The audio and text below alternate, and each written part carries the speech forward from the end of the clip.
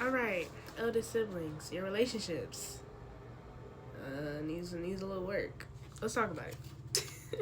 So we have the Seven of Cups and the Four of Wands here.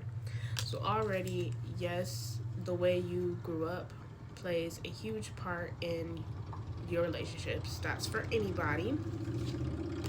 For you, it does seem like you keep a bit of a roster because you get bored really easy. And I talked about this in part one, but this was in reference to like career and everything where you're constantly next, thank you, next. That's you with your relationships too.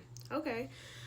And it's like you keep a roster because when you're the type like, oh hey, like, do you need anything, are you good, like anything I can do for you, anything I can help you with, if they say no, like, oh, if they're like, oh, life is good, like, I'm chilling, I'm doing this and this, and you're like, oh, okay, that's nice, next. Like, boring. And it's not like you want drama for other people or you want things to go wrong for other people, but you're like, it's the complex in yourself where you're like, I literally, well, if I can't help you, what are we doing? What am I doing here? Like, and it's the sense of needing somebody to need you. You're used to coming through for other people. You're used to other people needing you, like your family and so on and so forth. But it's like if the person you're talking to does not need you, you're like, this doesn't seem right. Something is not right here.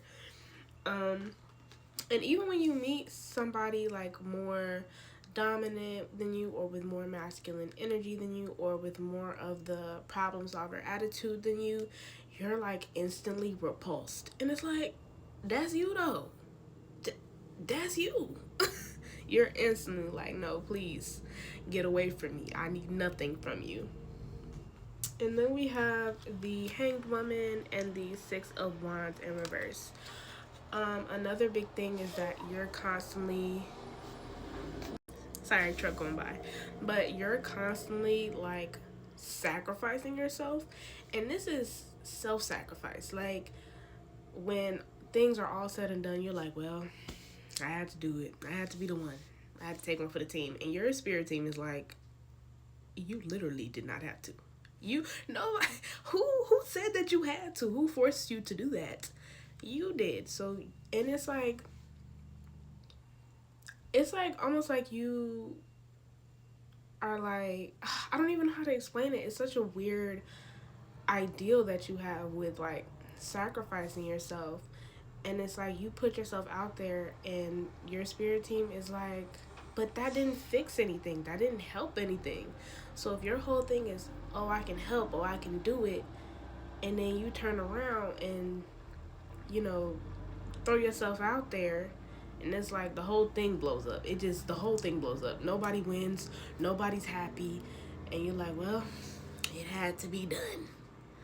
Like, what's going on here?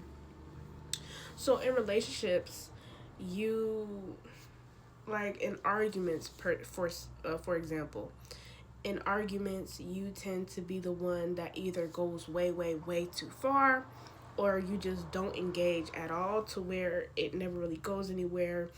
Nobody ends up getting their feelings out. You know, there's just not a point to it, and it ends up fizzling out. You might ghost a person, they might ghost you, or there's just a mutual, like, we're done talking. That's kind of your track record as of right now. And then we have the Queen of Swords and the Nine of Cups in reverse. And that's literally what I was just talking about. So some of y'all can actually be very cutthroat when you want to. And because of that, a lot of the time you don't voice your real emotions. So a lot of your emotions are actually hidden behind these super cutthroat words, these super mean things that you can say. And I'm not saying, like I said, y'all don't use this all the time. Sometimes you take the high road and don't say anything, but it's not in the right moment to be considered the high road. You know what I'm saying? So, like, usually in arguments, where you choose to be quiet, it's when the other person is like hitting you with facts, or it's like they're begging to be useful, or they're like, oh, like, let me in. I really want to know what you think. How can I help you? And you're like, hey, that's my thing. But nah. And your response to that is usually like either repulsion, like I said earlier, or it's just like, nah, I'm cool. Like, I'm chilling. Nah, nothing's wrong. And they're like, why you keep my card in? Nah, I'm just playing. You might have did that. I don't know. But yeah, so and then we have the Hermit and the Princess of Cups on the bottom of the deck. So there's like a permanent disconnect in your relationships, just for the simple fact that if you're not being the one helping, like, that's what you base your self-worth off of. That's the main disconnect. And that's why you always feel like, nobody understands me, nobody really, really loves me.